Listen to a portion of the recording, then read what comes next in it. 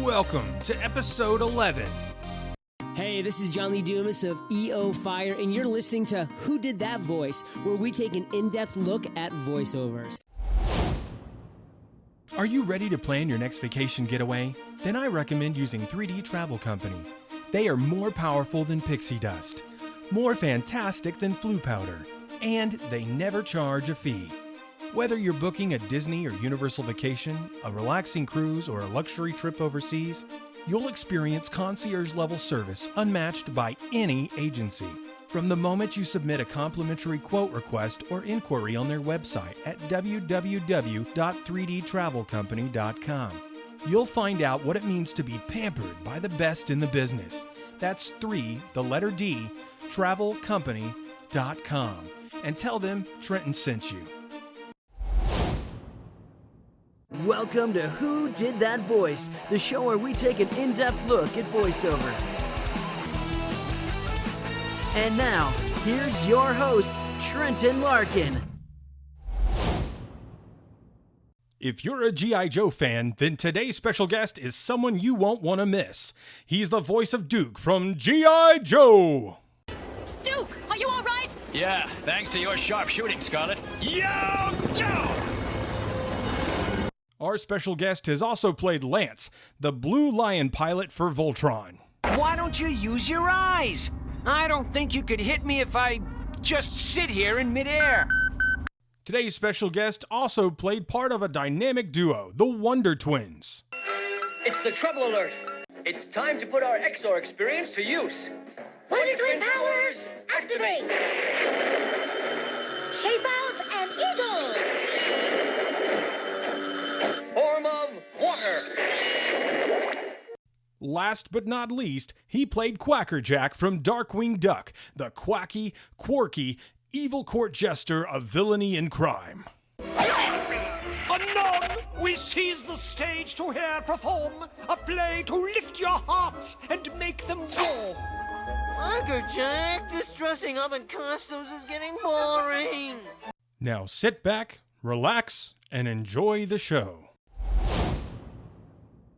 Hello everyone, and welcome to another episode of Who Did That Voice? Today on the show we have Michael Bell joining us.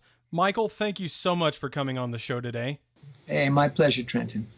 Well, Michael, would you please just give us a brief story of who you are? We always like to get just a little background on who our guest is, and how did you get into acting and specifically voice acting? Well, I've always studied to be an actor ever since I was a kid, and trained hard and went to the High School of Performing Arts in New York, and then came out to California, and then eventually when I hit my 30s, got my first film, which was really strange, called Damaged Goods. Not that I want anybody to see it.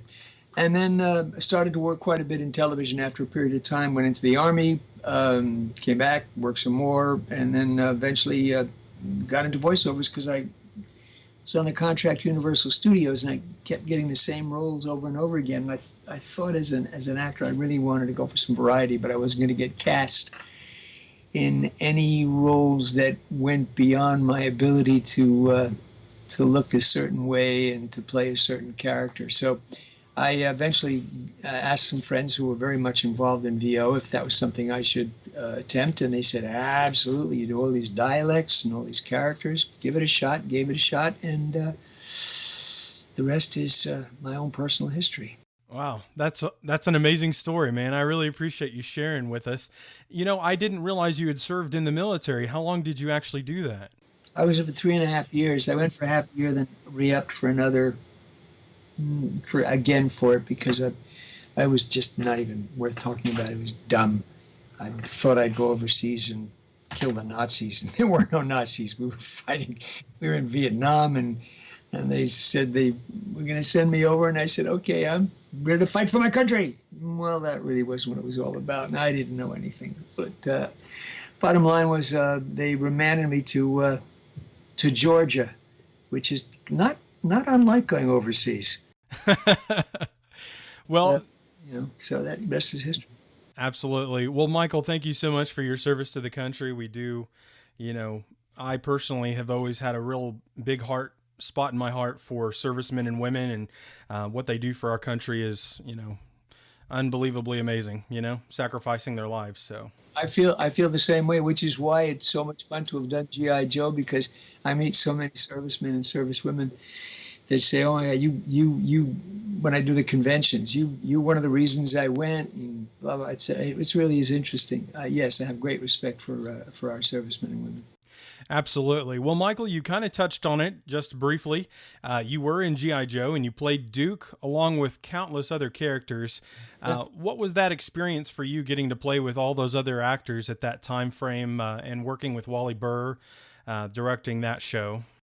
It was really super. I worked with some of the best actors. I used to talk about it because I did a soap opera for a year, and after doing besides video games and animation, somebody says, "Well, what's the difference?" I said, "I'm working with actors that don't care what their hair looks like."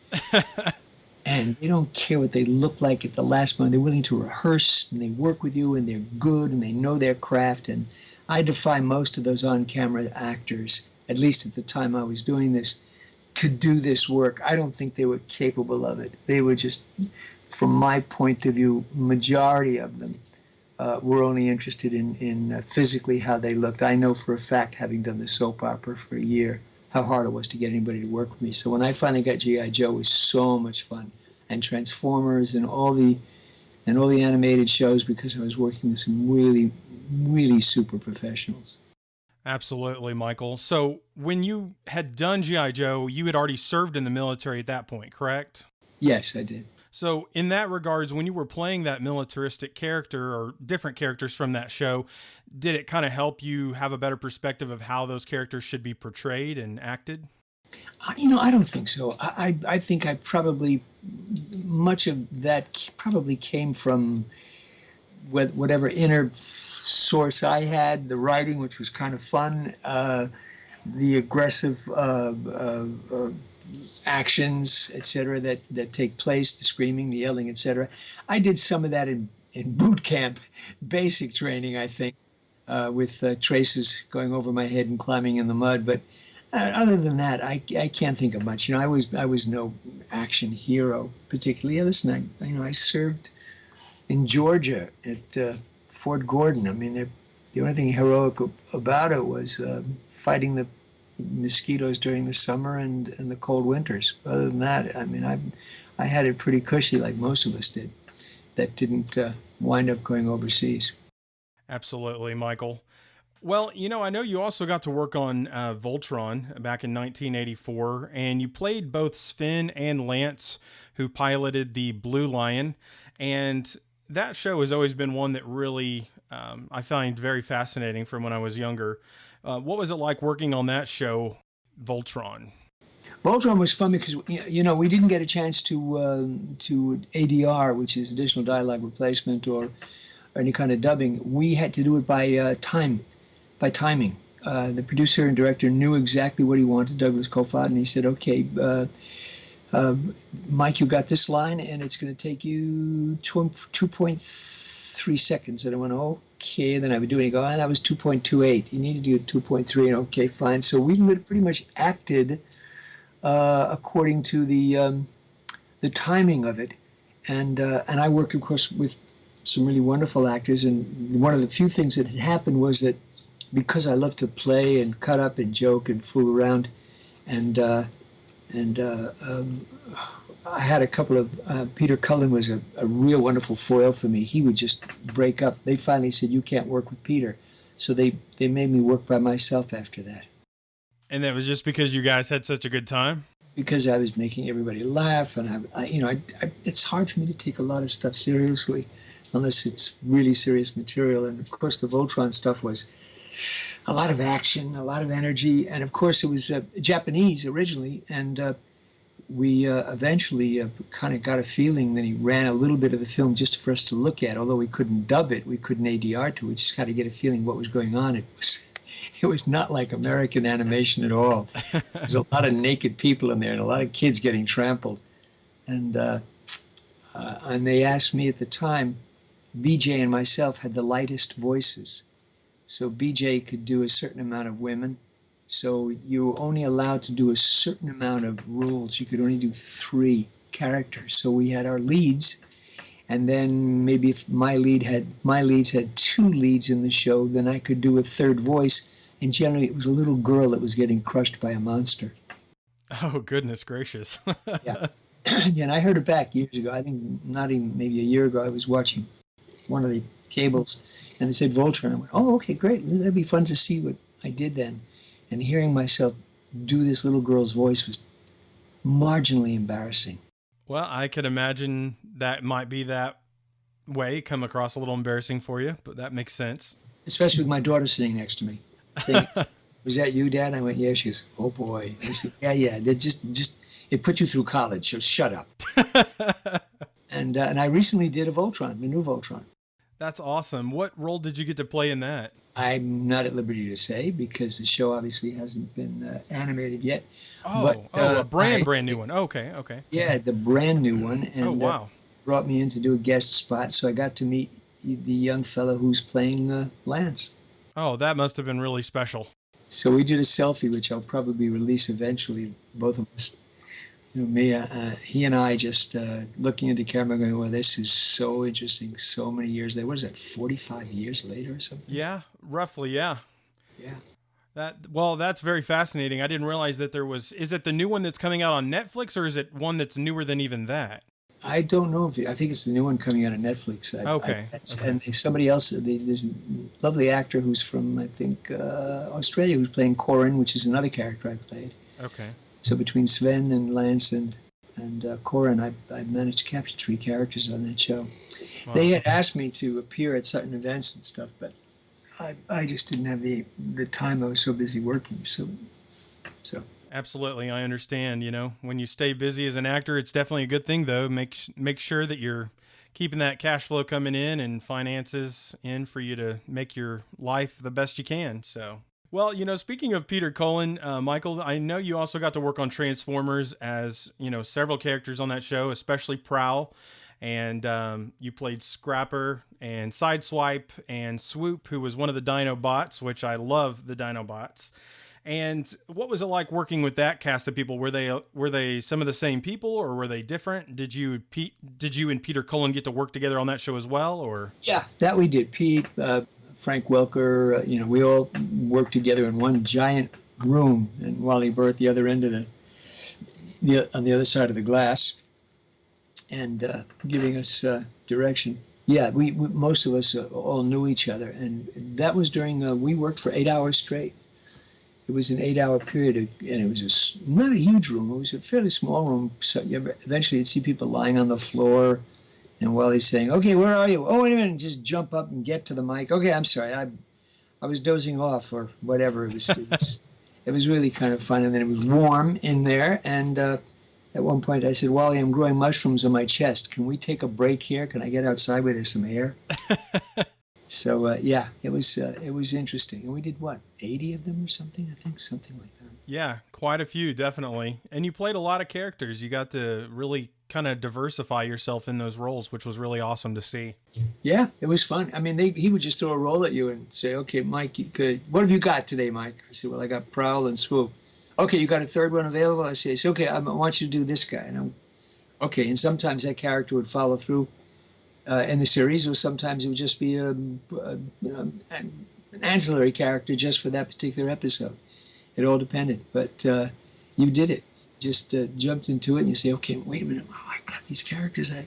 This one's from the South, and this one's English, and this one's Cockney, but this one's straight British, and this one's high voice, this one's a deeper voice. Okay, fine. I think I got something, Wally. Let's go. We'd all do that. Well, that's awesome. That you were able to come in and some days just kind of have something new thrown at you that you weren't expecting and kind of diversify it, change it up, and make it exciting for you. Yeah, well, I teach voice animation to a lot of students, and I tell them you have to be prepared. You can't just walk and say, well, I can do this, but you have to know a lot more than what you can do, and you got to continue to work at it, to continue to come up with characters, because you never know what you're going to be asked to do. Absolutely. Just to be diversified in your preparation so that you can be ready for whatever comes your way. Absolutely. Absolutely. Yeah. What was it like working with Wally Burr? I know that I heard he was a tank commander in the military and that he kind of ran the sessions kind of very strictly and kind of, on time and just keeping everything punctual and flowing. Oh, yeah, but he had a good sense of humor. I mean, he still had a good sense of humor. He still got the joke when we played around, but he had to literally rustle us. It was kind of like herding mice. He really worked at it, and sometimes he would give a line reading, and then there would be this silence, and he'd go, "What's going on?" We'd go, "Line reading, Wally. I don't know. I don't think we want to do that." And he'd go, "Okay, fine. Just do what you need to do, but just give it more energy, or do what you did and shout, or whatever it is." And we were doing Inhumanoids for Wally, and Susan Silo, who's a lovely actress, has a certain quality to her voice, and she played one of the characters. I think she played my sister, Blackthorn's sister, and. At one point, he said, "Could you make it stronger, Sue?" And then again, he said, "Sue, could you really pound it out?" And then when he said, "Sue," I said, "Wally, stop. Wally, she's about 4 seconds from leaving a lung on the window. It's a girl, Wally. You're talking to a girl." And he went, "Oh, yeah. Oh, gee, I'm sorry, Sue. Yeah. Oh, my God. Yeah. No, that was good. That was good. We'll buy that. That was good." Because he literally had her going, I said, "This is a girl. This is not Peter Cullen." He was just so intent on getting he heard it a certain way, and if it wasn't that way, that wasn't what he was going to buy. So you just do what the director says. So he was definitely a man who knew what he wanted. Oh yeah, he knew what he wanted, absolutely, and he was also an actor, so he kind of had that in his head. Absolutely. Well, was there much of a break between doing Transformers, the TV show, and then coming back to do the movie 2 years later? Or were you guys still doing all the animation for Transformers? I think there was a break. I don't recall. I think there was a break before we came back and did that. Yeah, I think it was a decent break. Because it was a success. They had to first find out if the show was successful. And then, of course, after that, yeah, sure. Yeah. And then it kind of picked back up and everything after the movie, I believe. Absolutely. Absolutely.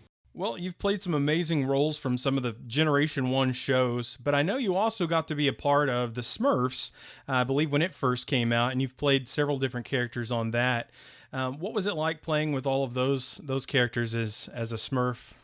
That was great fun. That was because you really could play. It was really a lot of comedy involved, so you could truly play. And Gordon Hunt directed most of the Smurfs. There might have been a couple of other directors. I think maybe a couple of other directors. I'm not sure that directed the Smurfs, but I think Gordon did pretty much all of them. And working with some very, very talented people and playing. Talk about playing. If they ever released any of the hidden tapes of us working and the things we said while they recorded it prior to what you saw, I think you'd have a whole different show. It'd be like before the Smurfs. It'd have to be on Adult Swim. Wow. Well, I've heard some stories from G.I. Joe too. I was talking with Charlie Adler the other day, and he said you guys cut up and had some really good times on that show. Oh yeah, we did. We really cut up a lot, and we played a lot, and we did silly stuff, and sometimes Wally would go, okay, come on, guys, let's, we don't have. I said, we got a lot of time, but we got 8 hours, Wally. We got 8 hours. It's okay. We're good. One of my favorite shows from growing up was the different versions they did of Super Friends. They had a multitude of different shows that came out with different names, but it was always generally the same characters from Super Friends. And I know you were the actual first voice of Zan, the Wonder Twin brother. Right. And that's amazing. I mean, only recently has an actor played that role, and you've played it for like the last 30, 40 years before anyone else even voiced it. That's amazing. What's so funny is, they think because you've reached a certain age that your voice has changed that radically. And it's a possibility, but what they have to do is they should call and find out. And if somebody said to me, Wonder Twin powers, form of, I know that, can do that voice. But you can call me and I'll do that. But if you want a younger cast, I certainly get it. And then when I was doing G.I. Joe, playing Duke, recently, I don't know, did you get to see Community, the on-camera? I did, yeah. Yeah. They had called me on that, and they said, they called the agent, they said, is Michael Bell, does he still sound like Duke? And they said, well, call him. So they called me and they said, hi, can I speak to Michael Bell? Because I knew they were calling me. I said, yeah, this is Michael Bell. What is it? He said, Michael Bell who did the voice of Duke? I said, yeah, what do you want? And there was a silence. I said, okay, yeah, it's me. What is it, guys? You think I don't sound the way I did? And I went, yo, Joe! And he went, okay, part's yours. You got it. Wow, that was fun, Michael. I bet you had a good time playing with him like that. Oh, absolutely. Oh, yeah, I do that all the time, yeah. That is hilarious. And I can hear a lot of Duke in your voice right now. I mean, you know, time does change things a little bit, but you have a very prominent Duke still coming through, and I love it. It's fascinating to be able to talk with you because of growing up with that show, especially the G.I. Joe movie. I mean, that was just amazing animation for its time, and the music and just the cast of people you worked with. I mean, it stands the test of time, that's for sure. Yeah, it does. I've been to a couple of the showings, get invited to a couple of showings of G.I. Joe and Transformers, and it does. It's I see now what it is, the attraction was, because I didn't then, because I wasn't watching any of the shows. I was too busy working to go to these things, to see them. It was just work. It was fun, it was work, and then I moved on to the next thing. So you kept waiting for you didn't lounge on your last job. You just can't. Yeah.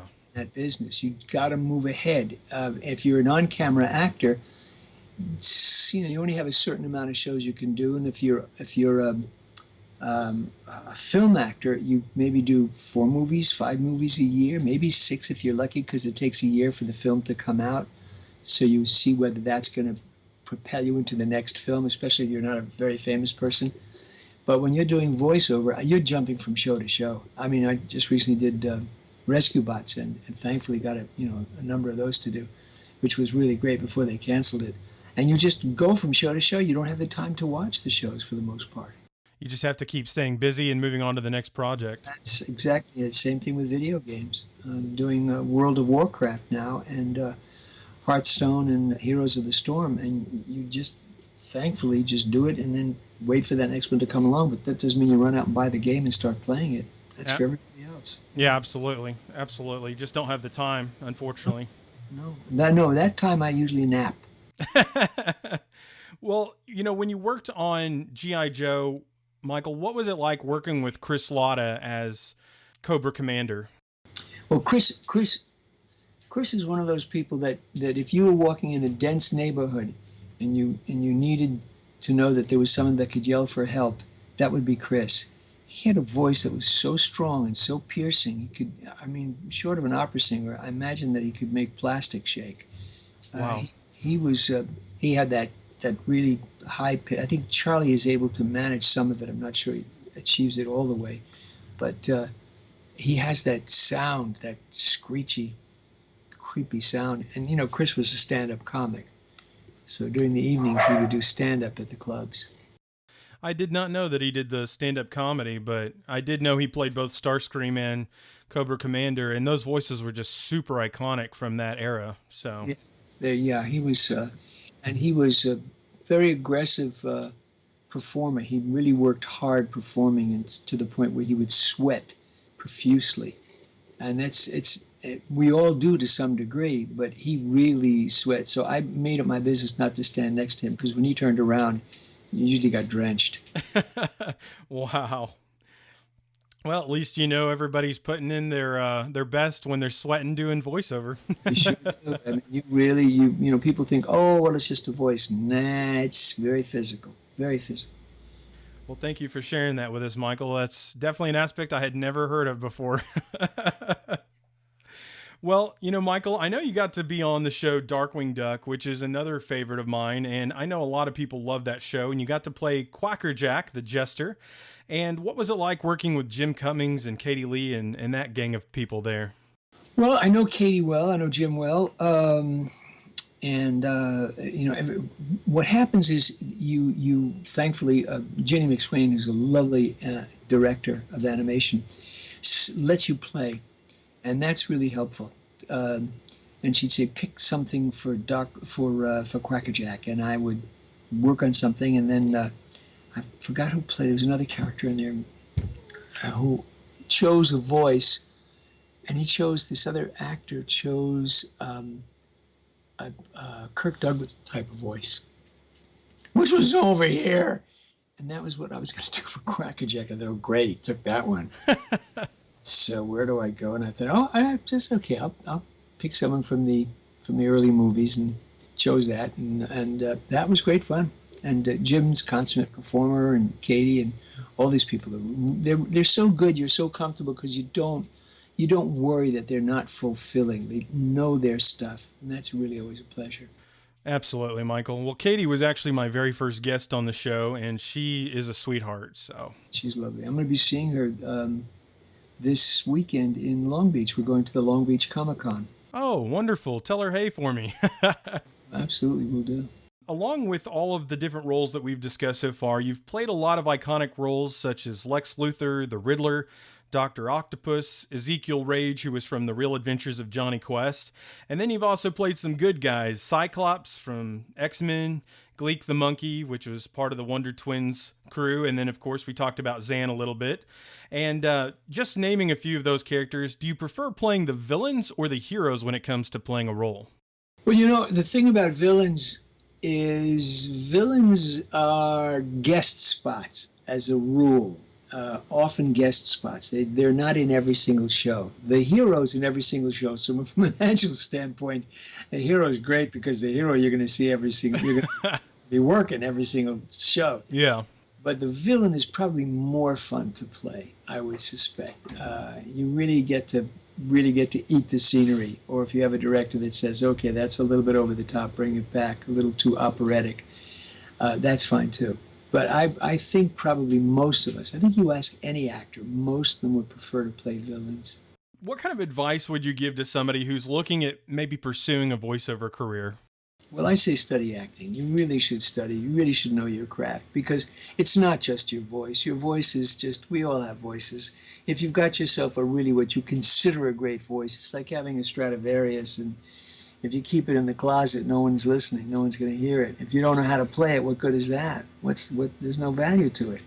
So we all have voices. It doesn't mean much. It's what you do with it, what you make of it, and it's acting is behind the whole thing. The bottom line is acting. Yeah, you have to change characters.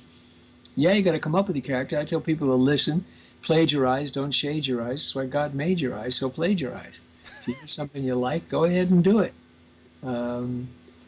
Just listen to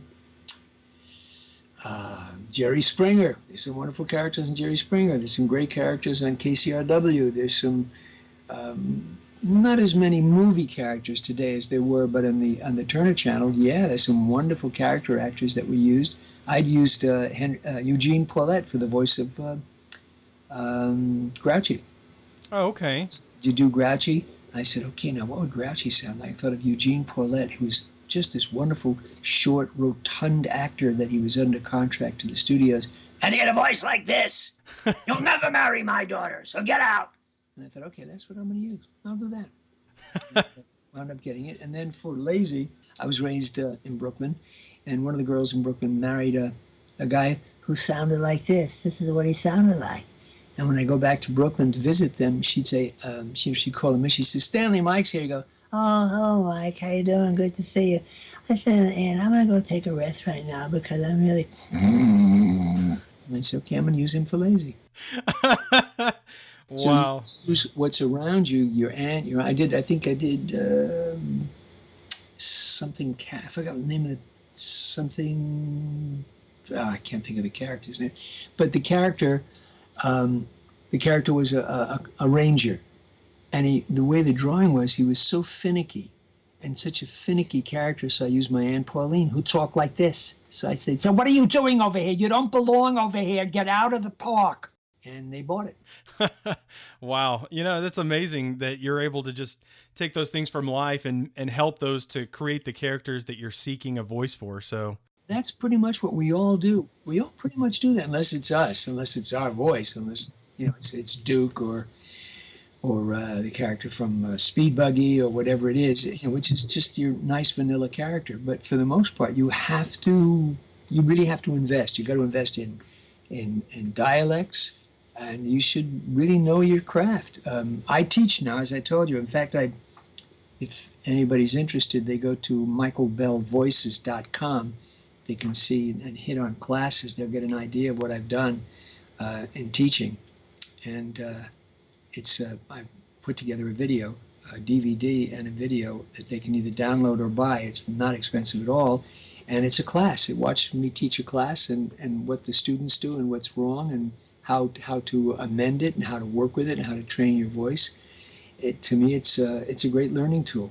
It's probably better than anything else you're going to find. So if they go to, again, michaelbellvoices.com or belltritel, TRITEL-VO.com, they'll get an idea of what it is I've learned all those years and imparting to people that want to learn to do VO. But it's very important that they take acting lessons. It's important they join an improv group and learn to develop characters. That's the bottom line for me. Absolutely, Michael. Well, thank you for sharing that way to reach out to you for the voiceover class. I was actually going to ask that myself, so thank you for sharing that with us today. Well, Michael, what was your favorite cartoon character growing up, or did you have one? I probably go back to the old days when Mel Blanc, rest his soul, was doing his stuff, because, that was my period. And there was, Bugs Bunny, Sylvester, and all these wonderful characters. I'm not sure I picked a particular character in terms of a cartoon voice. I don't think I was thinking like that. I was thinking on camera. I was thinking I want to be an actor in Hollywood. If you couldn't find me, I was in a movie theater somewhere in front of the big screen, watching the heroes and heroines, etc., people that I grew up with, movie stars that I grew up with. I really wasn't as connected to animation. I did love, and I don't think anybody even remembers them. I'm trying to remember myself. They were two blackbirds, and they were wonderful characters, very, very funny characters, and I can't remember who the voices were or who the creator was, but they were two blackbirds, and they were very funny, very hip blackbirds, and those were really great. They were very hip. It was very cogent stuff. But I think Mel Blanc, was the king, and certainly enjoyed listening to him all those years, and then eventually working with him, which was even more fun. And I believe when you first worked with him, was that The Good, the Bad, and the Huckleberry Hound, or was that something else? I think it may have been Speed Buggy, but I'm not positive. I did some commercials with him. Okay. His son, Noel Blanc, is a lovely director. Noel is a great director, and I was sitting in and watching a session. And then finally, eventually, this is a friend of mine who brought me in, and she said, Mike does voices. Oh, come on, let's see what you can do. And it's very loose. And I went in and read something with Mel as a young guy in East India or something, and he was selling something as an East Indian selling rugs. And he'd say, Dad, I need the East Indian sound. And Mel wasn't doing it. He said, Dad, it has to be East Indian. And Mel wasn't doing it. He said, Mike, can you do East Indian? I went, yeah. And he went, well, would you do, Dad, can Michael do the East Indian and you ask him the questions? He said, oh, okay. And I went, oh my God. Oh my God, I just beat out Mel Blanc on a voice. I can't believe this. Of course, that wasn't what it was, but it felt that way. And I wound up doing this character, and he was so gracious. Oh, good, that's good, boy chick. That was good, I liked that. I said, great, thank you. I mean, you don't see that in on camera. You're not going to see an on-camera actor say, yes, let him do it. It ain't going to happen. Wow, that's very gracious of him. And I'm sure that was just a pinnacle in your life. That's amazing.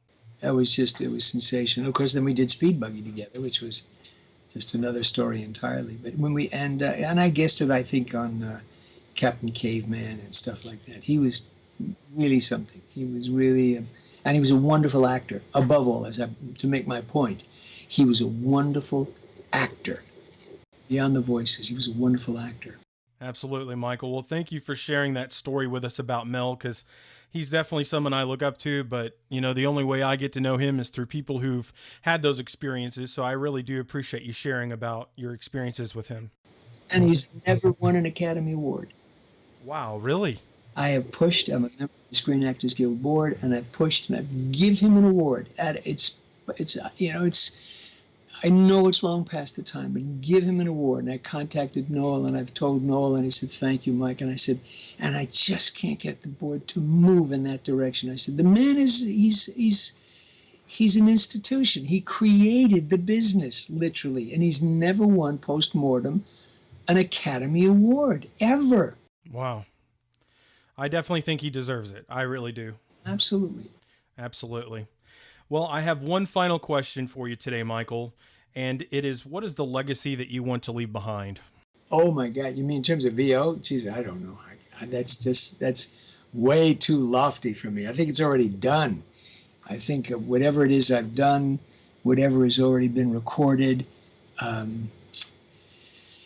don't know, maybe personal legacies. I'm a big animal activist. I've got a beautiful daughter who's a marvelous actress. That's part of my legacy, I guess. Absolutely it is.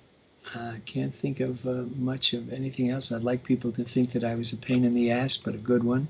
That I was loyal, and that I believed in my craft. I believe what we do is not an accident. I believe what we do as actors, voice actors or actors, is not an accident. I think we're destined to do it. This is not something that happens automatically. You don't just trip over it. So that's pretty much it. But as far as legacy, that's such a big word. Yes, sir. Well, Michael, thank you so much for coming on the show today. It's been an absolute pleasure to have you. Well, thanks for inviting me. I really appreciate it. Hey, you're very welcome.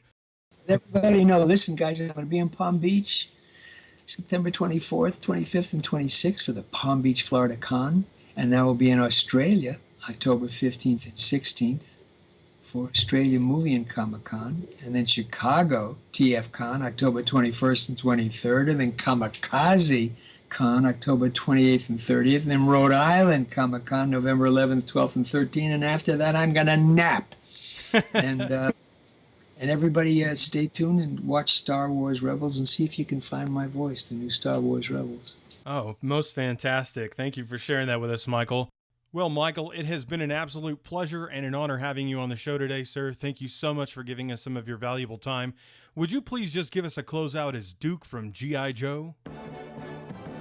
This is Michael Bell on Who Did That Voice? And remember, Yo Joe!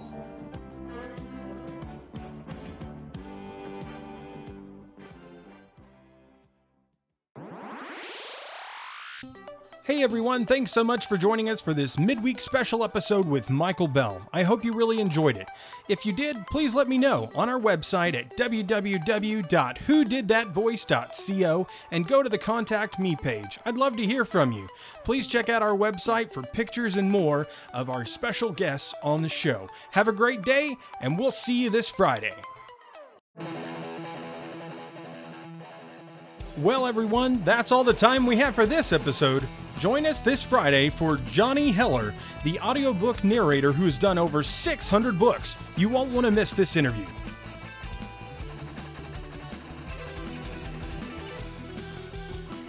Hey, are you ready to win some awesome prizes? All you have to do is like our Facebook page or follow us on Twitter for your chance to be instantly and automatically entered for your chance to win. Thank you for joining us today. We'll see you next time for more discoveries on Who Did That Voice.